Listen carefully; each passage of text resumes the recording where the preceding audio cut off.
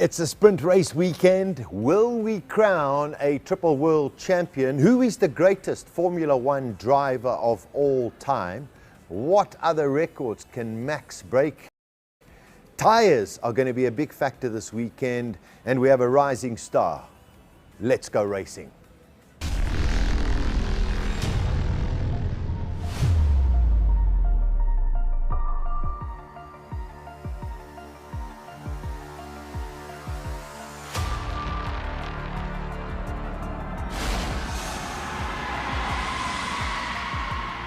They exist in a world beyond ours.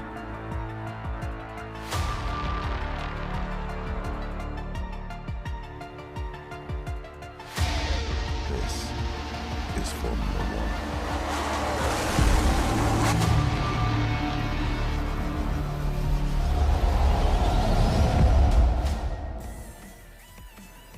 Marhaban bikum F1 Qatar. I hope I said that right. Hey, before we go on, it is our executive producer's birthday today, Pierre.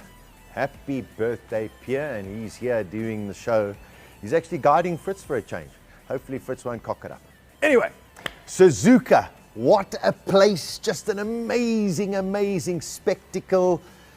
Max Verstappen was on a mission. After Singapore, he basically arrived in Japan. He said, you know what? I'm not taking any prisoners. He went out there, smashed every single session, came to qualifying, came to the race. He annihilated his teammate, and it was as though the rest of the field wasn't even there. An astonishing performance from Max in Japan. And of course, what a podium that was as well. Max Verstappen, Lando Norris, Oscar Piastri. He won it very comfortably. The surprise, in a way, I suppose you have to say, were the two McLaren drivers ahead of anybody else in terms of Mercedes and Ferrari. You've got to say, what Andrea Stella is doing at McLaren is outstanding. And all I can say is, long may it last. Max's performance also gave Red Bull Racing back-to-back constructors champions or championships. Now, to many of the laymen, you know, we don't really look as the Constructors' Championship. We always just want to think of the driver. But this is an outstanding achievement by all of the engineers, all of the staff, the people who put the wheel nuts on, the people who wash the cars. You know, this is a team effort, 400, 500, 600 people all working to try and get these two cars. So brilliant for Red Bull Racing. And this weekend, could we see a 3 times world champion? A little bit more on that a little later. Some news. Is it good for Formula One or not? The FIA have approved Andretti's bid to join Formula One. For those who've been following the story, it has taken months and months, and no, we don't want them, no, we do. There's been a lot going on. But the FIA have approved Andretti as the 11th Formula One team. However, this does not mean that they will be in Formula One. This now has to go to Formula One management and the owners of Formula One, and that is Liberty, as well as the teams. And there has to be consensus amongst all of the teams to see whether or not they allow Andretti, together with Cadillac, to enter into Formula One. What do you think? Do you think an 11th team is good for Formula One? Let me know, and I'll check up on that a little bit later.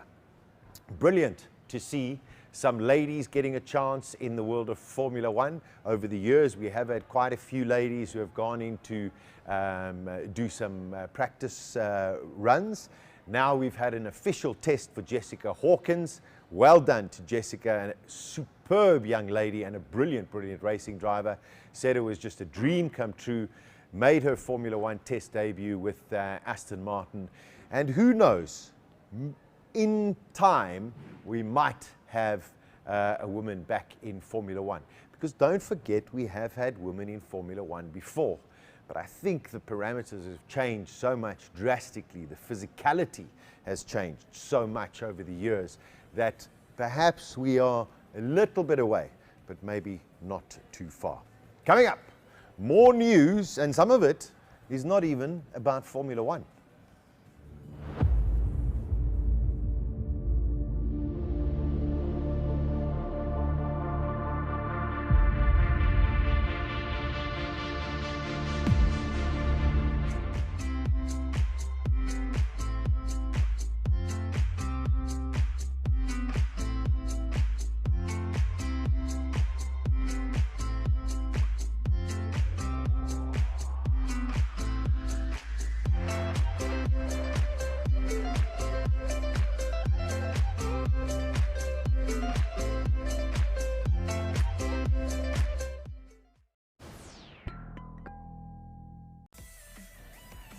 our proud sponsor, Suzuki. And of course, we're here in Menlyn Shopping Centre at our bespoke Suzuki showroom. So where we do the LGR F1 show. And I'm very, very happy to say that I still like that XL6. If you weren't listening to the show before the Japanese Grand Prix, they have this XL6, which is like a 6-seater. But in the middle row, it's got 2 individual seats. I love it. Very, very nice car. Come in, if you're in the Menlyn area, right opposite New Metro Cinemas, that is where we are situated. Now, it's not Formula One, but it is the pinnacle of motorcycle racing, and that, of course, is MotoGP. I love my MotoGP just as much as I love my Formula One. The huge news that has come out earlier this week, Marc Marquez is going to be leaving Honda, making his way to Gresini Ducati in 2024. Huge news. I mean, we all just know him in the Repsol colors. Next year he's going to be in something different. Former racer Cal Crutchlow says, well, if Marquez is on a Ducati, the others might as well not even turn up. That is how highly rated Marc Marquez is. I think it's going to be fantastic. Also, away from Formula One, this year at Le Mans, we saw Ferrari re-enter in the Premier category, and that was in the hypercar, and they won. Wonderful news. Next year, Aston Martin will be back in World Endurance car racing and at Le Mans with the astonishing Valkyrie hypercar. This car is just, I mean, look at that. It is just crazy. I'm not sure who the drivers are, but don't discount Fernando Alonso, who won with Toyota just a couple of years ago at Le Mans. If Formula One and Le Mans do not compete over the same weekend, don't be surprised to see Alonso in that Valkyrie. Cannot wait to see that car at Le Mans. Okay, back to Formula One. No, not yet, not yet. It's Eva Green time.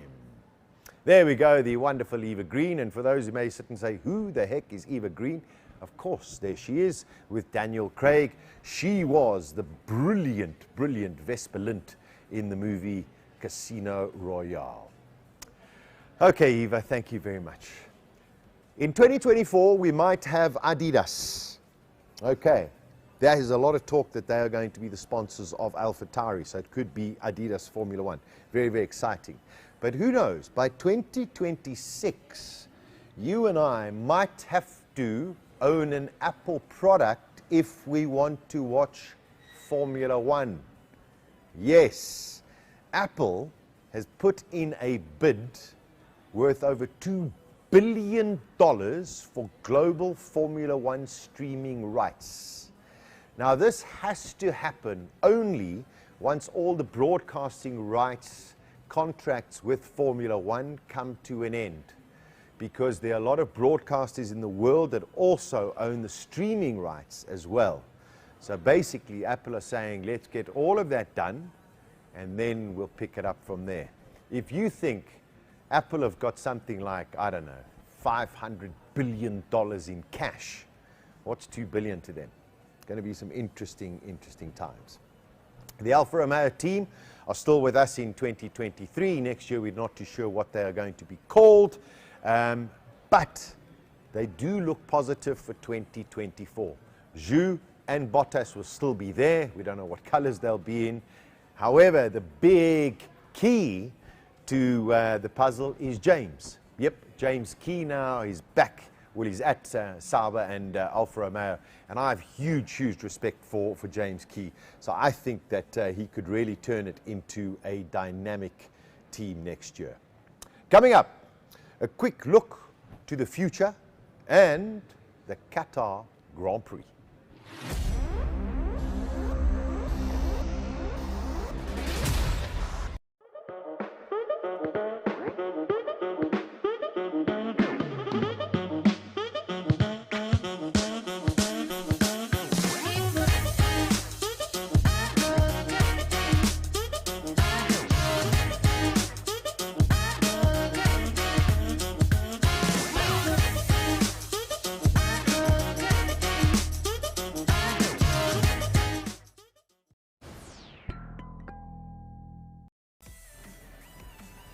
Just waving to all of the people over here. Hello. It's quite amazing that, you know, you do your show over here and then you've got people walking around the showroom. It's actually quite a lot of fun. Now, just before the break, I spoke about Alfa Romeo, James Key, a key element within that team. Most teams right now are very focused on 2024. I think everybody has brought their last major upgrades. We've got 6 races left in the season. Everyone's focused on 2024. And of course, everyone learned a lesson this year and found out exactly what Red Bull are doing. I'm not saying they're going to copy them, but they're going to come up with new ideas. Lots of murmurings about Ferrari having a completely different concept for 2024. And then, of course, also there's a muted conversation about Mercedes. Do not underestimate Mercedes, and we never should. They had that brilliant run from 2014 all the way up to 2018, 2019, even 2020. Thereafterwards, well, regulation changed. They went a completely different route to most of the other teams. And, well, yeah, you know, they've been brought down to earth, but do not underestimate them. Andrea Stella, I spoke about him a little earlier from McLaren. He's sitting and saying, watch and underestimate Mercedes at your own peril. He believes they are going to have something very, very special for 2024. So watch out for Mercedes. Right at the top of the program, I asked the question, who is the greatest Formula One driver of all time? And this is a tough one because you have different eras. You know, you have different technology in the cars. So, you know, everyone says, oh, you know, must be Schumacher. Some people say it's Fangio. And you go, but Fangio raced in the 50s. No, it's got to be Jackie Stewart. No, it's got to be Niki Lauda. No, it's got to be Lewis Hamilton. It's got to be Sebastian Vettel. It's Fernando Alonso. It's a very, very subjective point of view, who is the greatest Formula One driver of all time. However, there is a man who has watched all of them. All of them. And that, of course, is Bernie Ecclestone. And this is what he has to say. He says, in my list, Max Verstappen is above Lewis Hamilton. Max is the best driver ever, no doubts. I used to say Alain Prost. Now I would say Max Verstappen. Whoa!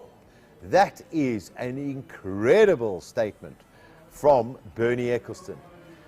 Do you agree with him? Let me know in the comment section. Do you agree with Bernie Ecclestone that he says that Max Verstappen is the greatest Formula One driver ever? I've spoken at length about my admiration for Max Verstappen, and as you know, he's already in my top 5. I won't tell you which number he is, but I'll tell you he's very, very close to the top. Now, on to this weekend. Look at this for a picture. It is a picture of beauty. That is Doha in Qatar. I've only ever had the privilege of flying through the airport. Well, not through the airport, but you know what I mean, in transit. So I haven't been to Doha itself, and I haven't been to the Lusail circuit. Those who know MotoGP very well, they've been racing there since 2014. And this will only be the second time Formula One will be racing in Doha. Remember, in 2021, they came in as a cancellation for the Australian Grand Prix. Last year, they weren't there because of the Football World Cup. And now there is a new 10-year contract for Doha with a magnificent, magnificent circuit. Can Max Verstappen become a triple world champion this weekend? And what other records can he break? I mean, is there anything that Max Verstappen cannot do? Let's have a look. This weekend, if he scores 3 more points than Sergio Perez, he will be crowned the world champion. And then look at the others. Most laps led in a single season, most circuits won at in Formula One.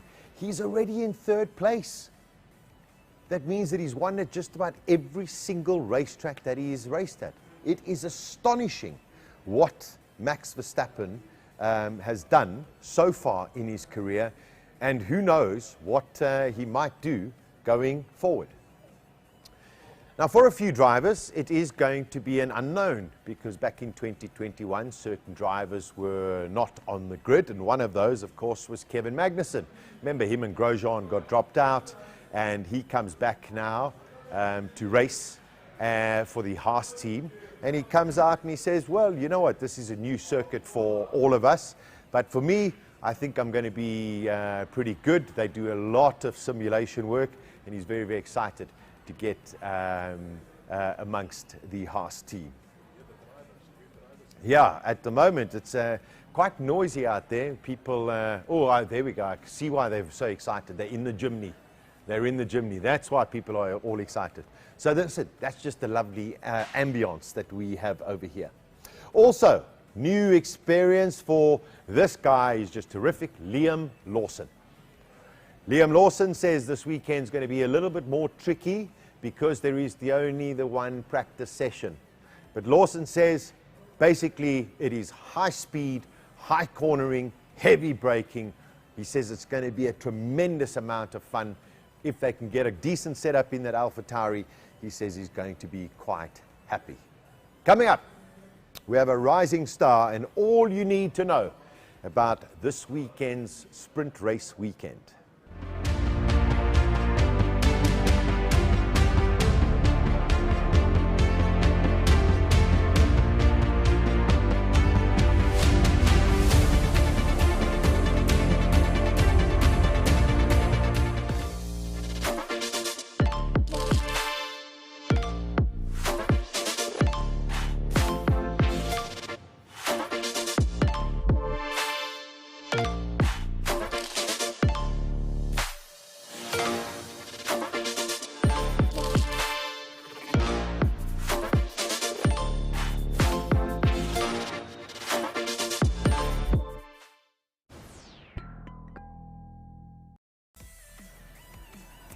Welcome back to the LGR F1 show this weekend. It is the Qatar Grand Prix.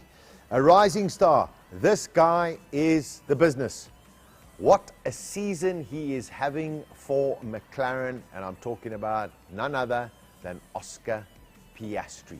Lando Norris and Oscar Piastri, possibly the most exciting team in terms of driver pairing on the grid at the moment.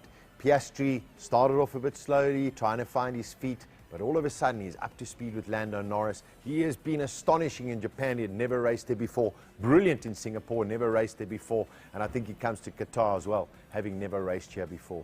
This guy is the real deal, and I can imagine, I know that they've signed him on until 2026, but I think that is going to be a pretty sought-after driver if McLaren don't up their game over the next couple of weekends. Brilliant stuff for McLaren and long mad last for McLaren as well as Piastri and Lando Norris. This weekend, it's a sprint weekend. There we go. It's the last, I think, of our sprint races, or there could be one. I think Brazil is one as well. It's the magnificent facility in Qatar. It is Losail International Circuit. That picture that you can see in the background over there, that is outside the pit lane. All right? We were there 2 years ago, and F1 went to them and said, you've done a brilliant facility, but we do need a little bit more.